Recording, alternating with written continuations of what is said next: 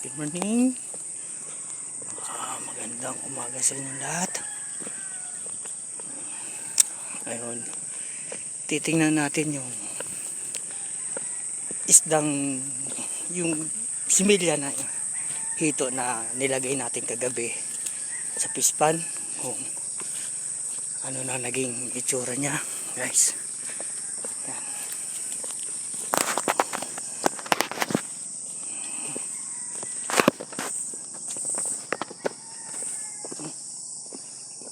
Ganon. Yan ako. Guys, papunta pa lang ako doon.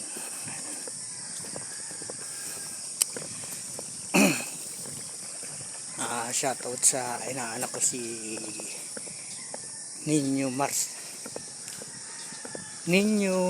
Mariano, tiga Nueva Ecija, sa kay mga pinsan ko dyan. Yan ang area namin. Ito tayo sa ano,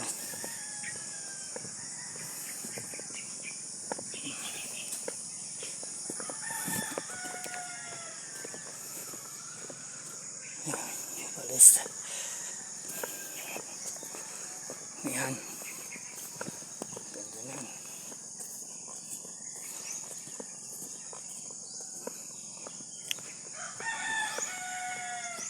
Bahan.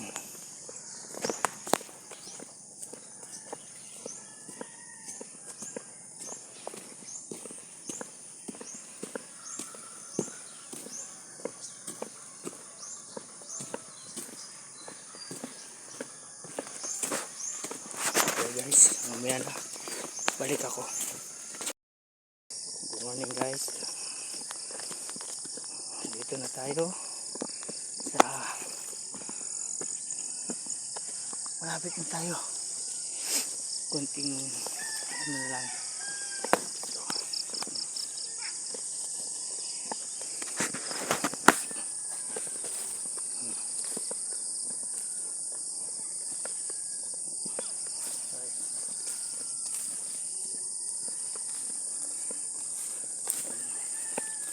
Para makita natin kung successful yung hulog natin kagabi, dahil umulan kagabi. Alam nyo naman, pag pray pa lang, pag naulan na siya ng malakas, nalulusaw sila, namamatay. Kasi nabubungol sila, kinakain sila ng mga predator na animal, mga tulad ng tinatawag namin na bao-bao, kuto, ano, ganun. Kaya walang natitira sa kanila.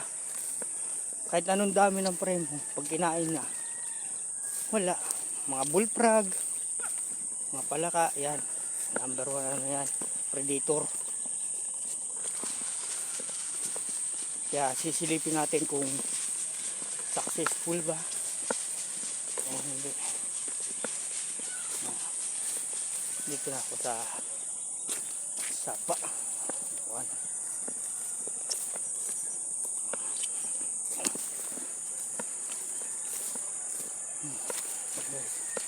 Sapa na. Tatayo tayo dyan.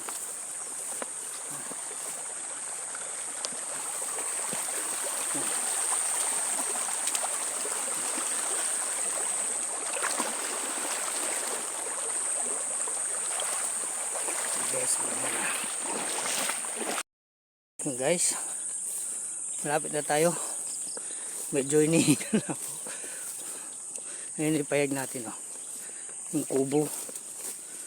Yun na, nag-andar pa ang suga, ang ilaw.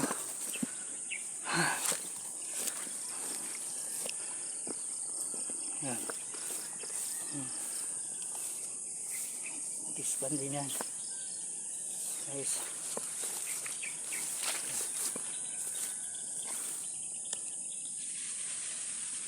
Din kami kagabi sa gitna ng palayan dumaan guys. Yan. Silipin din natin yung manok natin. ano lagay, kasi may nagbigay sa akin ng manok. Apat siya. Apat na piraso. Isang lalaki, tatlong inahin na. Inahin na. Kamong itlog na yun. Guys, shoutout pala kay Boss Barag, tatay. Siya yung nagbigay yun. Tumutunog-tunog na yung manok. Gutom na dahil kahapon kaya hintay namin ng fry, hindi ko napakain kasi nga hindi naman pwedeng baka mamaya biglang dumating yung fry. Ayan sila guys, manok na binigay sa akin ni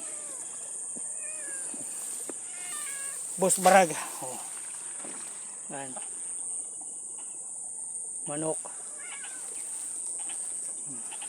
Yan ang bantay na bantay. Dito natin hinulog kagabi yung isda. Guys, ito. Yan, sa area na ito. Pero wala pa akong nakikita, hindi pa lalabas ngayon yan, mga pa yan. Bibilang pa tayo ng mga 10 days o kaya 5 days. Bago pa sila, ito yung atin malalaki. Mga na sila, mga tag 3, tag 2. Meron na rin tag 4 dito sa kabila. Ito. Meron na tayong tag 4 diyan. Yan o. Yan. Galaw-galaw na. Gutom na sila. Pero unahin muna natin tong pusang makulit at ang asong makulit. Ayun. Gutom na rin ang manok natin. Ito mga malalaki na yan. Pwede na lutuin. Yan dyan. Mamaya papakita ko sa inyo. Teka lang guys. Sakasuin ko muna to. Ayan guys. Subukan natin makita ninyo yung mga fry sa gilid. Kasi gumigilid naman sila pag pag yung nandito na sila sa pispan, nasa gilid lang sila, nasa gilid ng bato, ganyan. Susubukan naman natin karon kasi kagabi na sila na hulog dito nalagay, kagabi na sila nalagay. Ngayon titestingin natin kung makakakita tayo sa gilid. Kasi baka mamaya lagyan ko ito ng mantika, use oil, mga pinagprituan ng manok, para mamatay yung mga kuto, mga sa kanila, prey sa kanila, kaunan kasi sila nalagyan ko ng mantika mamaya, siguro mamaya pag mainit-init, pag may uminit, kung iinit, sana all init. Tingnan natin testingin natin kung makikita ninyo sa camera natin. Tingnan natin yun.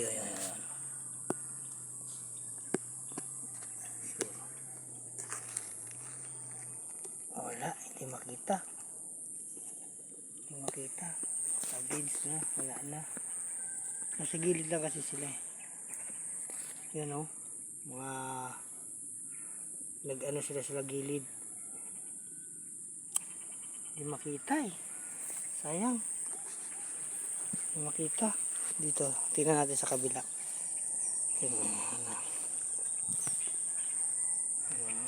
Ako ang mga lalaki na.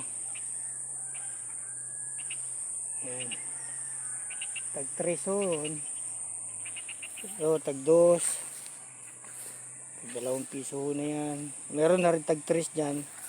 Pag filtering ko pa ito ilagay ko dun yung mga malalaki dito. Pag filter ko naman dyan, ilagay ko naman yung maliliit dito para hindi sila magkainan, kasi kainin nila. Kawawa naman pag may malaki na. Subukan natin to kuha na ng itong mga fry dito. Ayun eh oh. Ayun oh, sa gilid oh. Sa gilid lang sila eh. Kasi hindi makita talaga. Oh, ayun oh. Ayun oh. Sa gilid oh. Ayun oh. Oh. Okay. Wala, hindi makita talaga. Pasensya na kayo, hindi makita eh. Palpak ang camera natin. Sige lang. Sunod na lang guys pag ano. Papakita ko sa inyo. Sayang, hindi makita. Yan. Yan ang view dito sa akin pag umaga. Yan. Kaso walang araw eh. Ganda yan pag may araw. Kita mo yung bundok na yun oh. Yun. Kita mo yan. Pag may araw.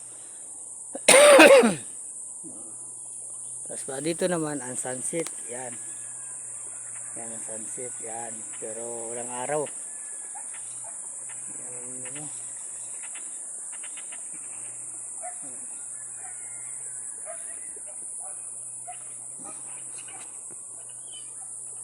Ay. Sayang. Hindi nyo makita yung hinulog natin kagabi. Pero sige lang, bilang na naman tayo ng mga 5 days, lalabas naman na sila. Mga 5 days, labas na sila. Sana lang walang palaka, kasi pag napasok ng palaka, naitlogan yung ano mo, pispan mo, yun, sila magiging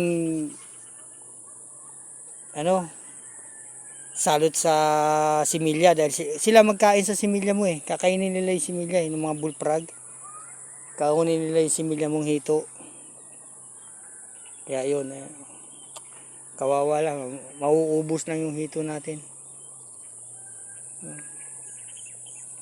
Pero sa tingin ko wala naman nakaitlog. Oo. Pero hindi ko rin sure kasi yung iba, yung itlog nila na pupunta na sa ilalim kagad eh, hindi natin makita.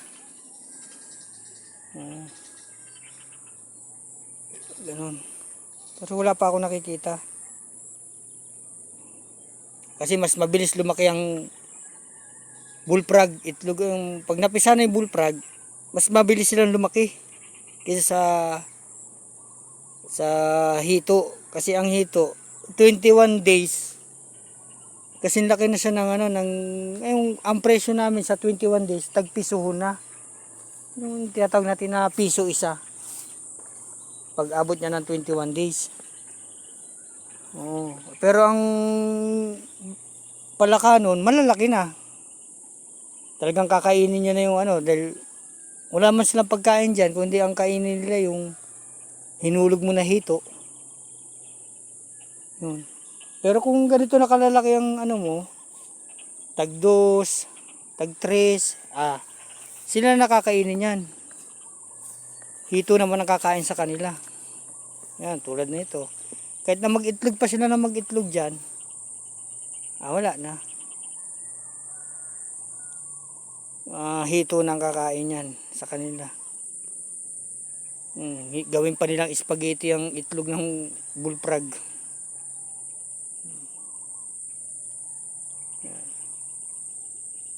Tapos ito, hindi pa natatapos eh.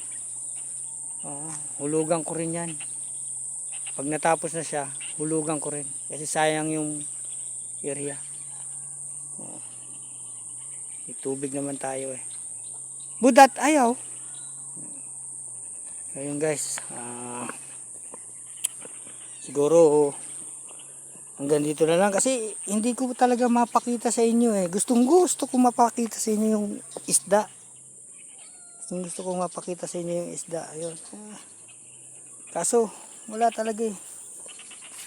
Hindi sila lumalabas, hindi sila makita sa camera natin, guys. Ayan. Ito yung mga malalaki na pwede nang iluto. Pero konti lang sila dahil yung tinatawag na yung mga shooter. Yung galing sa fry, sila yung unang lumalaki. Kasi may shooter talagang tinatawag yan eh. Yun. Dito ko sila nilalagay kaya yan. Mabilis silang lumaki. Sila ang kumakain dito sa kapwa nila pantat. Pag malaki na sila, kailangan alisin mo na para ilagay mo na sila dito sa ano mo. Sa isa ka butas na pispan para hindi madama yung hindi nila makain yung ano mo. Yung mga maliliit. Kasi sila malalaki na eh.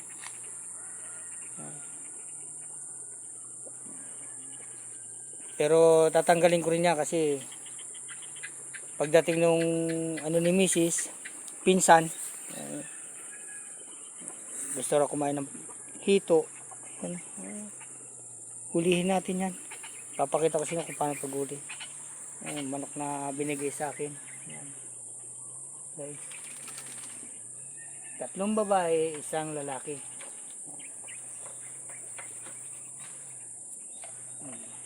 Diyan ko muna sila kinulong temporary para masanay sila dito.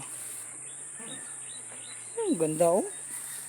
Yun oh, ayun sila sa ilalim eh oh. Hindi sila magpakita, yun oh. Para lang silang kiti-kiti na maliliit, ayan oh. Sayang talaga. Yes guys. Guys, sunod na lang. Kasi ano naman na. Pasensya na lang kung hindi ko napakita sa inyo yung similya na hinulog